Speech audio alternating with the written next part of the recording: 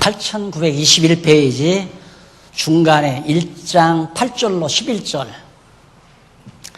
불법자를 위한 율법이 아닌 하나님의 영광의 복음을 맡겨준 나무입니다. 자, 그러니까 교회 조직의 원칙이 뭔가?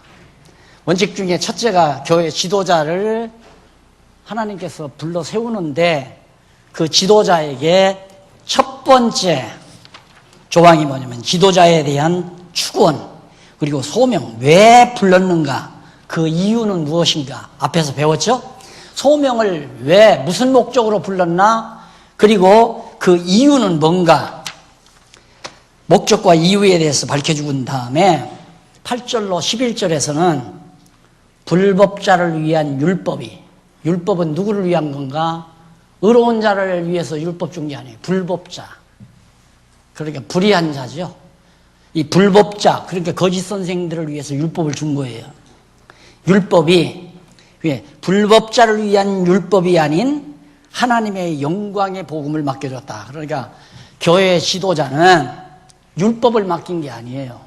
율법을 맡긴 게 아니고 곧 복음을 맡긴 거다. 하나님의 영광의 복음. 그러니까 오직 하나님만 드러내는 복음이 하나님의 영광의 복음이에요. 그러니까 설교 때마다 하나님 영광 드러내야 되죠. 여호와의 영광. 지금도 여러분 들었잖아요. 성령께서, 이 하나님 아닙니까? 성령께서 부르시고 성령께서 불러서 소명을 주어서 불러가지고 그 소명대로 생활하게 하신다. 누가? 성령께서. 그리고 누구 드러냈어요? 성령 드러냈죠? 장로님, 그러면 돼요? 내가 세웠잖아요. 내가 안수해서 장로 세웠잖아요. 그런데 나를 반대해? 웃기는 거죠. 누구 드러낸 거예요? 박목사 자기 드러낸 거 아니에요. 그러니까 여러분들이 가만히 강의를 들어보면 어떤 지금 뭐 인터넷에 들어가도 목사님들 다른 일반 목사님들 강의 얼마든지 나오잖아요. 들어보면 사람을 내세우면 그건 가짜예요. 사람들아 이래야 됩니다. 저래야 됩니다. 여러분 충성해야 됩니다. 여러분이 열심으로 사명 감당해야 됩니다. 이건 벌써 설교예요. 그건 거짓이라 잘못된 거라 이 말입니다. 그런데 여러분 하나님께서 당신을 소명을 했습니다. 권사로 소명했습니다. 장로로 소명했습니다. 근데 소명만 한 것이 아니라 그 소명대로 임무를 감당할 수 있는 환경도 주고 여건도 주고 힘도 줍니다. 그런데 그런 힘이 없고 여건이 안 된다는 건 성령께서 안 불렀다는 얘기예요. 그러니까 권사가 되고서는 아무 일 안 한다. 그건 제대로 소명받은 게 아니라 그냥 남이 권사 되니까 나도 권사 되고 싶어서 정치적으로 나 좀 권사 시켜주세요 하고 권사가 된 거죠. 그러니까 그런 사람들은 자꾸 자기의 유익을 추구하려고 해요. 자기 좋은 대로 교회를 하려고 하고 자기 영광스러운 대로 교회를 세우려고 만들고. 이게 답답한 거죠. 하나님의 영광 드러내기 위해서 하면 이 사람은 하다가 안 하는 법이 없어요. 하나님이 하게 만들었는데 어떻게 안 해요? 하죠. 계속해서. 복음을 위해서, 진리를 위해서 일을 한단 말입니다. 그래서 두 번째는 지도자를 소명해서 결국 그 이유와 목적을 밝혀준 다음 두 번째는 뭐냐면 여기 율법을 맡긴 게 아니라 복음을 맡겼다.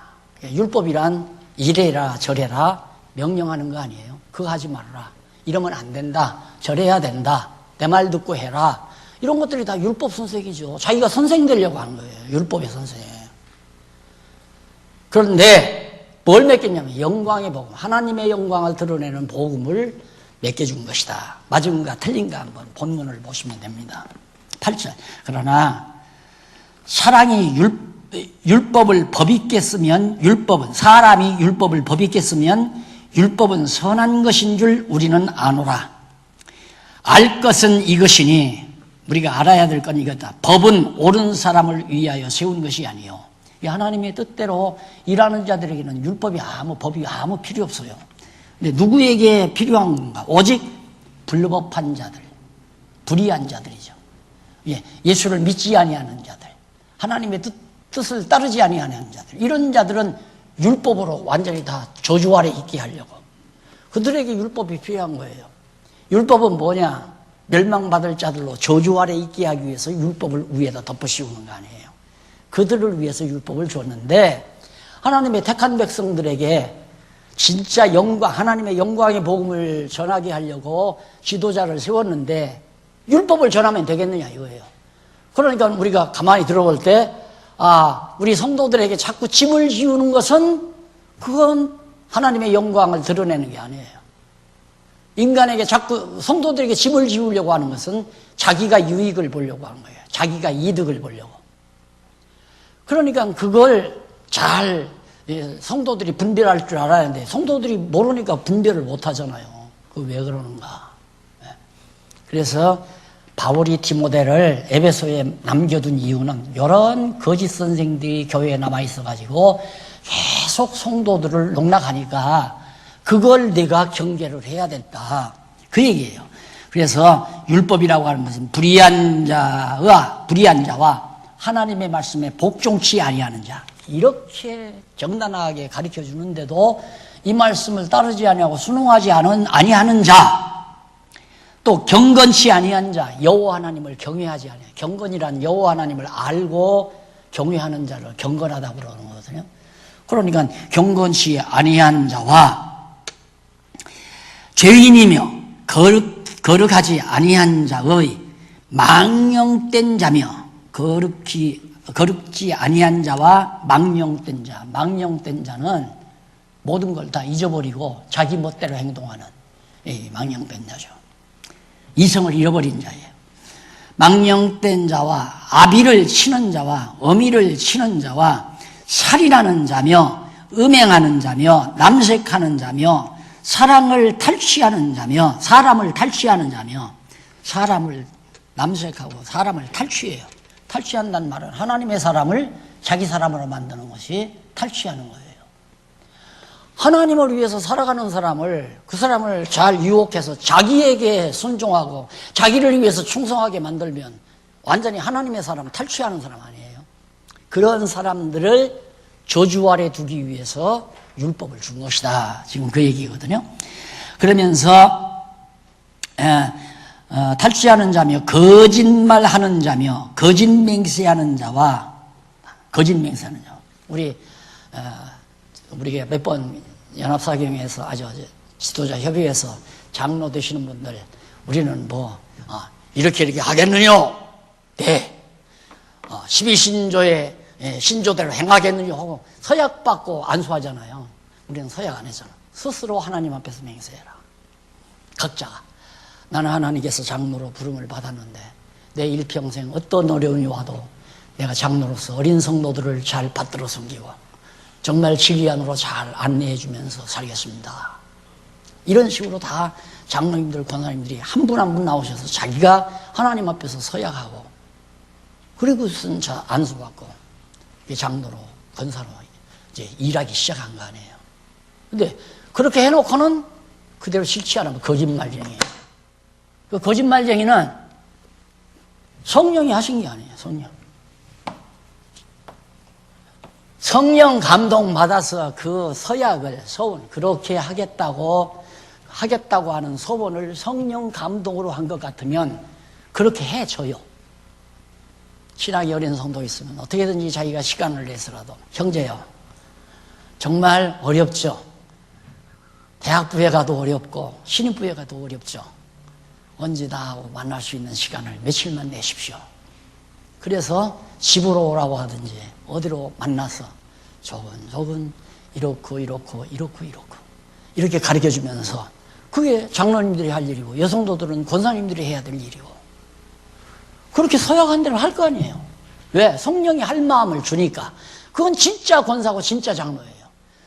그런데 장로로 권사로 암수를 받으려니까 할 수 없이 남들이 다 하는데 나도 성실하게 충성을 다하겠습니다. 이건 안수 받으려고 거짓말한 거예요. 왜? 성령이 잠시 사단에게, 왜? 욕심으로 장로를 권사를 명예로 하려고 그런 인간의 정욕적인 욕심을 가지니까 너는 잠시 사단에게다. 딱 하나님께서 맡겨요. 사단의 조종을 받아서 나 안수 받았다. 그래서 그 다음부터 거들먹대요. 내가 장로다. 누가 감히 나를 함부로 하랴. 장로 하면서 받고 나면 태도가 확 바뀌지 않아요. 그렇게 고분고분하던 사람도 목사님들이 제일 골치가 그겁니다. 그래서 다른 교회에서는 장로 안 세워요. 권사 안 세우고. 장로 딱 세우면 목사 치받고 나오잖아요. 집사만 시켜도 목사 당장 치받고 나와요. 목사 험담하고 목사 잘못 지적하고. 목사도 인간이니까 잘못할 수 있죠. 지적하는 건 좋아요. 근데 지적하는데 헐뜯기 위한 지적이 아니라 사랑으로 고칠 수 있도록 해서 권면으로, 사랑의 권면으로 하는 건 10번, 1000번도 좋죠. 그런데 저가 매장시키자 해서 잘못 딱 담보 잡아, 그거 잡아가지고 너 내 말 안 들으면 너는 죽어. 이런 식이라면 사단이 하는 짓이에요. 사단이 하는 짓. 그래서 사단에게 맡겨놓으니까 일단 받고 나면 어쩔 거냐 이제. 한 번 장로는 영원한 장로고 한 번 권사는 영원한 권사인데 이게 한국교회를 다 망치는 거란 말입니다. 이게 다. 그래서 함부로 사명이란 무엇인가에서 썼지만 함부로 장로되고 함부로 권사되면 안 된다 이거죠. 내가 내 삶을 다해서 하나님 앞에서 이 사명 감당하겠다는 각오와 믿음과 사명의식이 투철하지 아니하면 하면 안 돼요. 하면. 왜? 자기도 죽고 남도 죽이는 거니까. 근데 이게 상관없어요. 사단의 조종을 받아도 됐거나 정말 성령 감동으로 됐거나. 왜? 나중에 그게 드러나 버리니까. 나중에 없어져 버려. 자, 딱 예를 들어서 장로가 돼가지고 선교회 하나를 조직했어요. 자, 이 동남아 선교회에서 선교회를 딱 조직해서 했는데 하다가 보니까 회비가 많이 들어왔어요. 그러니까 그거 가지고 선교하러 갑니다 하고 자기가 비행기표 사가지고 선교지 가서 여행하고 돌아왔다 이거야. 선교지 가서 여행이나 하고 그러고 돌아왔다 이거예요. 그런 정보가 많아. 뭐 선교하러 간다고 돈 가지고 가서 돈 막 펑펑 자기 돈 쓰듯이 팁 주고 돌아다니면서. 그러면 그걸 나중에 회원들이 딱 회계보고 들을 거 아니에요. 웃기네 저 회장. 그러면 회원 하나 떨어져 나가요. 그리고 선교에 무산돼 버리는 거죠. 야, 다시 만들자. 건전한 사람끼리 다시 만들자. 그러면 일거리가 없으면 그다음부터는 장로 아니에요. 일이 없는데 무슨 장로예요. 일하는 게 장로인데. 그러니까 그렇게 해서 하나님께서 주저앉히는 사단의 역사를 없어지게 만드는 과정을 우리가 기다리면서 하나님의 섭리를 기다리면서 하는 거죠. 그러나 정말 사명을 받으면 열심히 합니다. 알아주든 말든 내 돈 들여가면서 희생하면서 봉사하면서 사명이니까 열심히 하죠. 자, 그래서 하나님의 영광의 복음을 맡겨준 지도자를 세워가지고, 자, 그 다음 세 번째는 12절로 17절에 나옵니다. 23페이지에 나오죠? 12절로 17절. 사도 직분을 은혜로 맡겨준 동기 및 이유에 대해서. 왜 사도 직분을 은혜로 맡겼는가? 다 아시잖아요. 사도 바울이 사도가 될 사람이 안 돼요. 사도가 될 그 인물이 아니에요. 왜? 예수 믿는 사람들을 다 잡아다 죽이려고 살기등등했던 사람인데 그 어떻게 사도가 돼요? 자격으로 안 된다 이 말이죠. 그런데 하나님께서 은혜로 자격이 없는 바울이지만 깨닫게 해서 돌이키게 해가지고 예수의 충성된 종이 되게 하려고. 그러니까 하나님께서는 그렇게 사용을 하세요. 나 잘났다, 나는 자격이 있다 하는 사람을 쓰는 게 아니고 나 같은 게 어떻게 주의 일을 할 수 있어. 그런데 하나님께서 불러가지고 능력을 주어요. 성령의 능력으로 덧입혀서 하게 만드신다 이 말이에요. 그러니까 사도를 불러가지고 지도자로 세워서 하나님께서 은혜로 직분을 맡겼는데, 사도의 직분을 맡겼는데 그 이유는 무엇이고 동기는 뭔가, 동기와 이유가 뭔가를 밝혀줘요. 나를 능하게 하신 그리스도 예수 우리 주께 내가 감사하노. 그러니까 모든 유대인들이 저게 무슨 사도냐, 바울은 저건 가짜 사도다. 다 가짜라고 그랬어요. 사도가. 사도 자격 없는. 저 과거에 완전히 예수 핍박하던 놈 아니다. 예수 믿는 사람들 죽이려고 달겨든 사람이다. 그러니까 꼭 이 악심을 품은 사람은 옛날 잘못된 시절에 흠집을 드러내요. 자꾸 상대방이 흠집을 드러내서 그 사람을 매장시키려고 하는. 그게 거짓 지도자들의 특색이에요. 남의 흠집을 자꾸 들추는 것은 저 거짓 지도자로구나. 장로가 남의 흠집 자꾸 드러내면 거짓 장로고, 권사가 남의 흠집 자꾸 들춰내면 거짓 권사고, 지도자니까 거짓 지도자라 이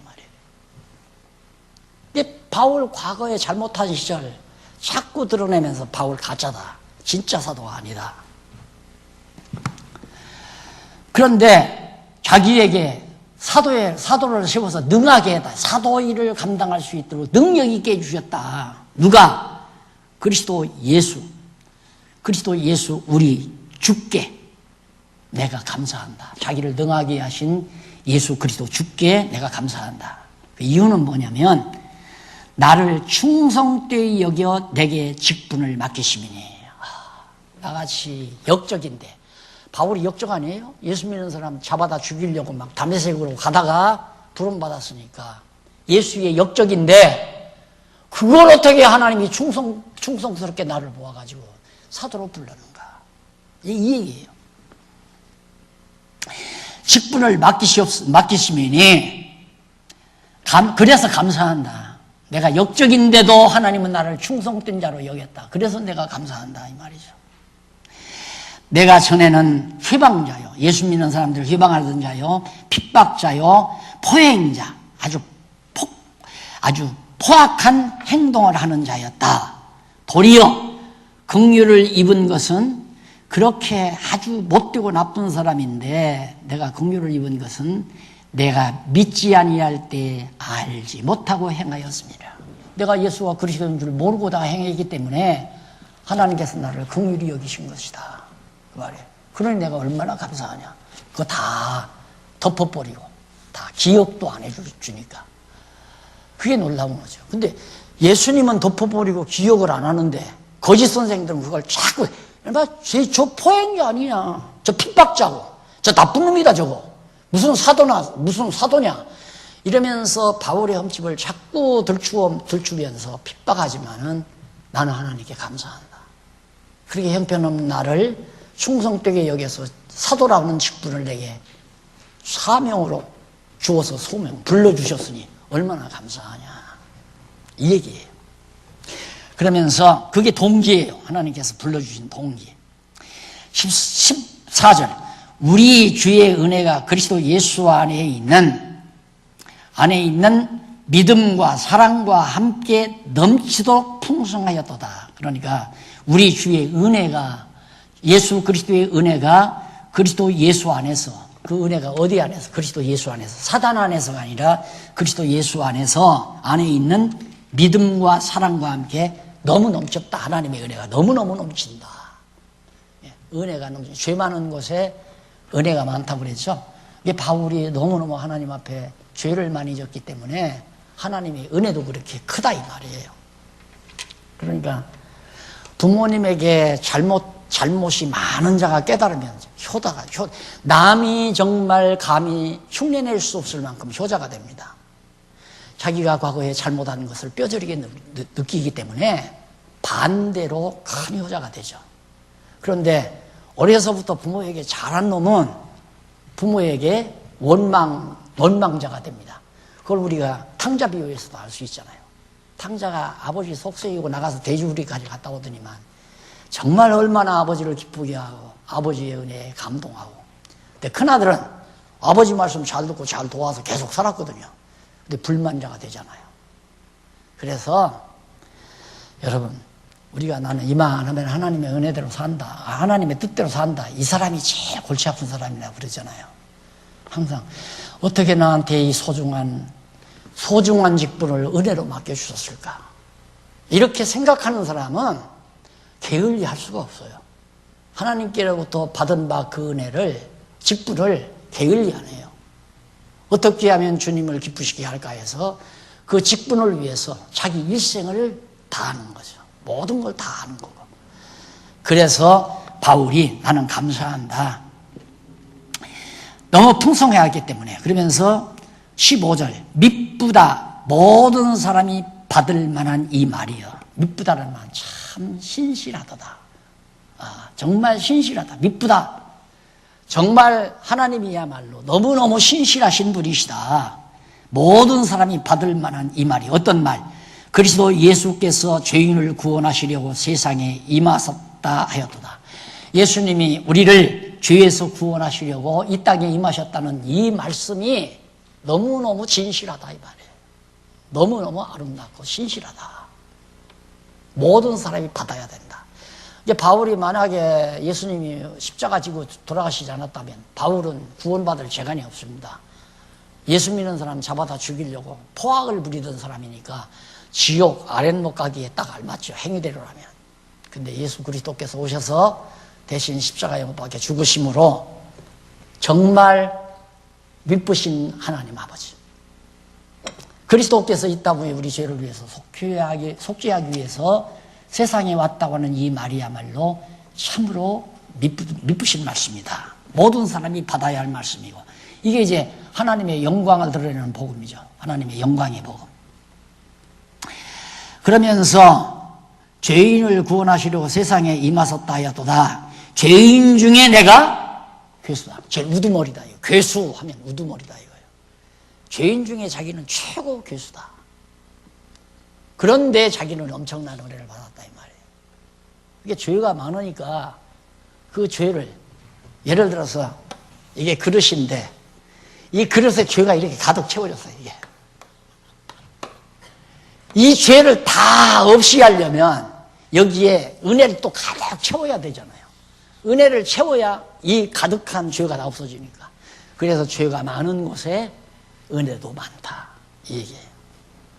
그래서 자기는 죄인의 괴수지만은 하나님의 크신 은혜를 자기는 너무 넘치도록 받았다. 그래서 바울은 주를 위해 죽기도 불사했고 복음을 위해서라면 목숨을 내내고 복음을 전하게 됐고 그래서 그렇게 살아도 그게 보답이 되는 건 아니에요. 여러분 여기서 꼭 명심하실 일은 하나님께서 이렇게 엄청난 은혜를 줬기 때문에 내가 보답을 하기 위해서 이 은혜에 보답하기 위해서 내가 주를 위해 충성하고 복음을 위해서 아니에요. 그거 아니고 이 엄청난 은혜에 감동해서 즐겁게 그냥 살아가는 거예요. 감동해서 이 은혜에 감동해서 주를 위해서 그냥 사는 거예요. 보답하는 게 아니에요. 기껏해야 우리 보답한다는 게 뭐 주여 이 몸 받으시옵소서. 죽기까지 내가 주를 위해 충성하겠습니다. 내가 충성한들 주님에게 뭐가 유익하겠습니까? 안 그래요? 내가 죽기까지 충성한들 하나님에게 보탬이 될 게 뭐 있느냐 이거예요. 누가 좋아요? 죽기까지 충성하면 충성하는 내가 좋은 거죠. 내가 즐거운 거고. 그런데 우리는 하나님께 뭔가 보답할 줄로 착각하는 거예요. 우리에게서 하나님이 보답받을 거 하나도 없어요. 모두가 다 하나님 건데 내 생명도 내 재산도 내 소유도 내 지혜도 모두가 하나님 것인데 내가 뭘 내 것이 있어서 하나님께 바쳐요. 보답을 해요. 그게 착각하고 사는 거죠 우리가. 그러니까 이 은혜에 대한 감동이 없으니까 기쁨이 없어요. 기쁨은 감동에서 나오는 거거든요. 이것이 우리 성도가 누릴 진정한 기쁨이에요. 즐거운 오라 그래서 즐거운 게 아니에요. 기쁜 게 아니에요. 자기가 잘 좋아하는 음악에 맞춰서 춤을 춰서 기쁜 건 다 육체의 쾌락이에요. 그건 다. 자기가 육체의 입맛에 맞는 음식을 먹으면서 즐거워하는 건 육체의 쾌락이에요. 좋은 음식 먹고 좋은 놀이하고 좋은 프로그램을 정해서 생활한다고 해서 거기서 얻는 기쁨이라고 하는 건 육체의 쾌락이란 말입니다. 그건 끝나고 나면 허탈해요. 여러분 여름에 예를 들어서 휴양 간다 가서 그냥 육신적으로 다 즐겼다. 좋은 거 먹고 희희낙낙대고 실컷 놀았다. 끝나고서 집에 오면 피곤만 다 남잖아요. 허술합니다. 허탈하고 쓸쓸하고 그 뒤에는 나는 그걸 언제 10대 이전에 느꼈어요. 8살, 9살 때, 그래서 성탄절이 들어오면 막 그 행사 있잖아요. 축하 행사, 이벤트. 댄스도 하고. 그때 하던 댄스 감각 그대로 있었으면 댄스 교사가 됐을 텐데. 아주 박수 놀랍게 받았어요. 제가 나가서 막 댄스 하면서 막 노래 부르고 하면. 근데 뭐 이미 중간에 다 없어버렸으니까 이제는 감각도 없어버리고 이제 다 살도 굳어서 안 되지만 얼마나 좋았겠어요. 그러니까 1년 내내 그날을 기다려요. 성탄절을 기다려요.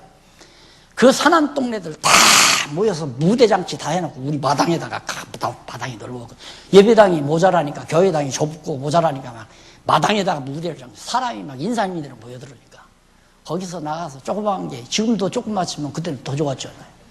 나와서 댄스를 하면 노래를 부를 때 막 박수갈채가 터져나오고 살만 나는 거죠.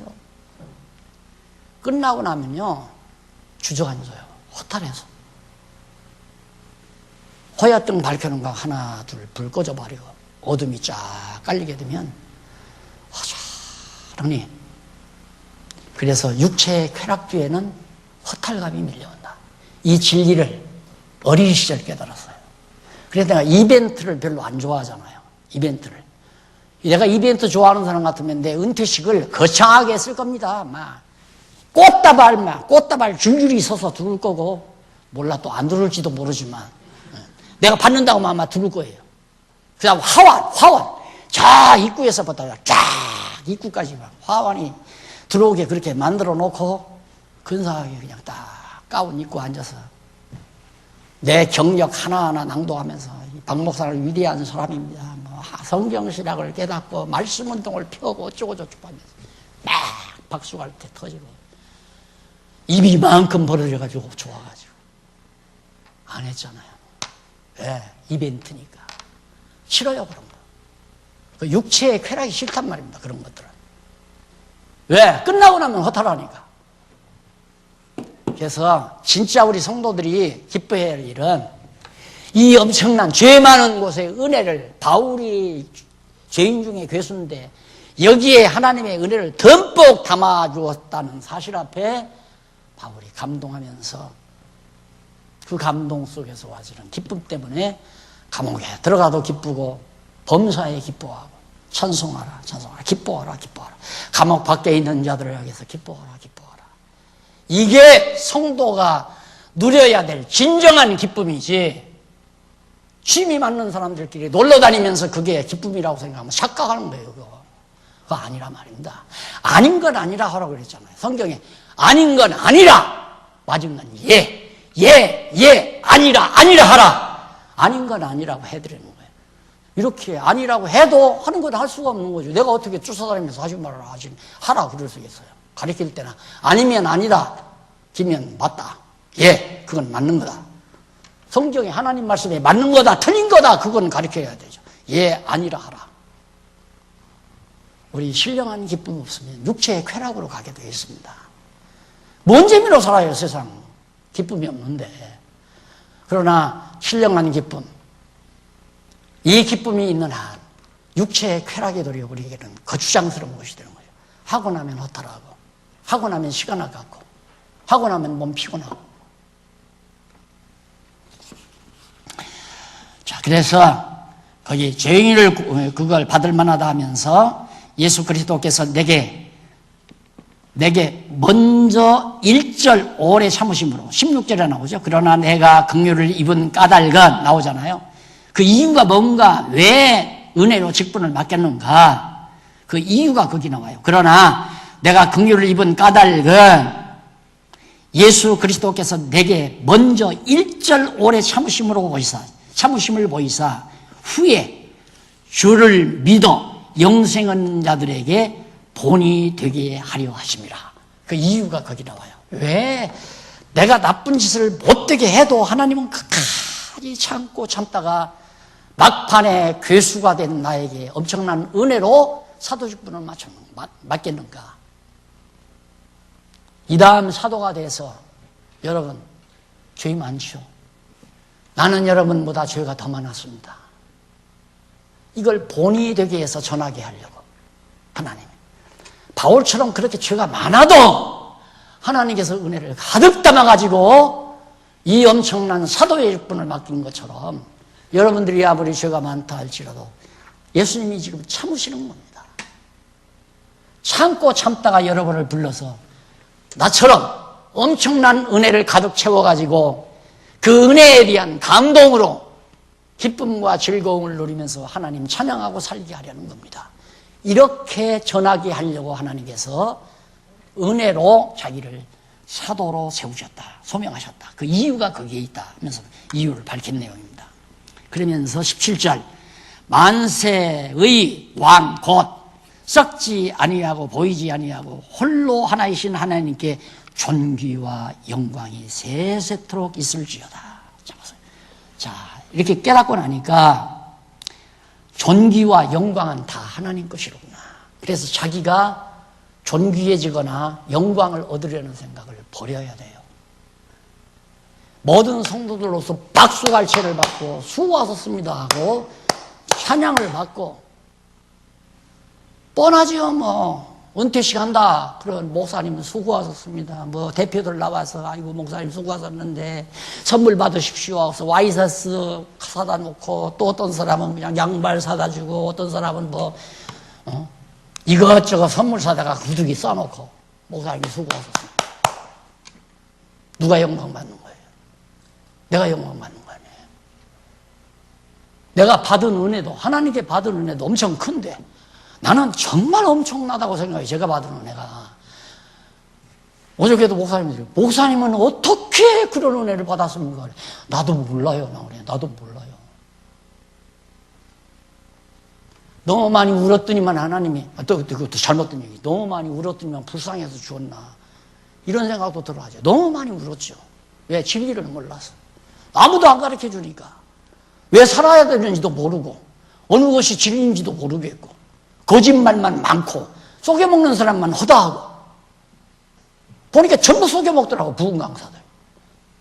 그 당시에 뭐 성령운동 한다고 대단히 박태선, 문선명 또 구원선 또 어느 산에서 기도원 하는 장로들 가만히 보니까 내가 깊이 가서 연구했잖아요. 그 속에 들어가서 전부 사기꾼이에요.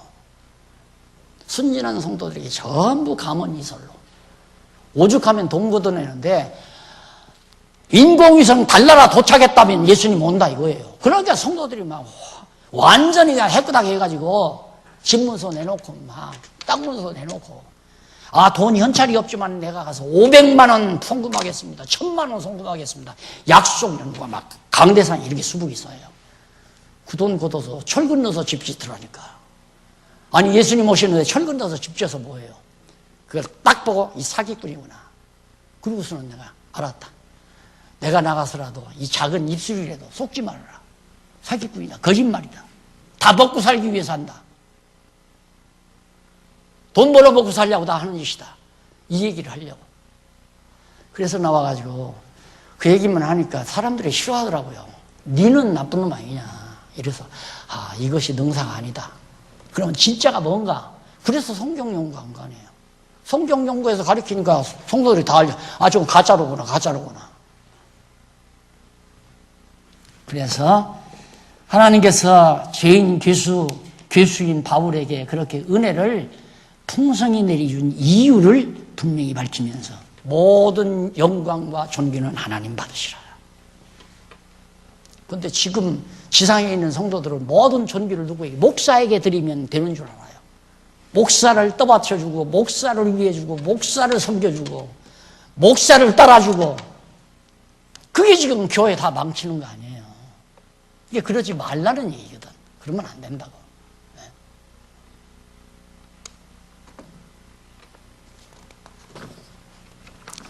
그렇게 해서 17절까지 나왔고요.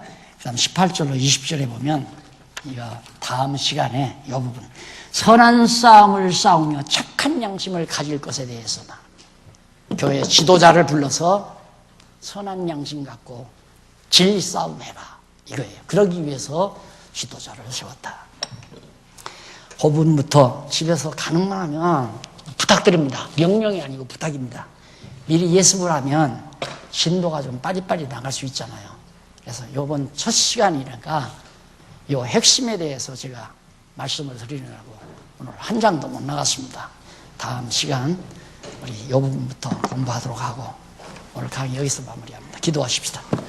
자비하신 아버지 하나님 감사합니다. 하나님 아버지요, 우리가 하나님 말씀 진리 터 위에 세워지지 아니하면 온갖 유혹에 넘어가 흔들릴 수밖에 없습니다. 진리의 기초 위에 견고히 서게 해 주시옵소서. 예수님 이름으로 기도드립니다. 아멘.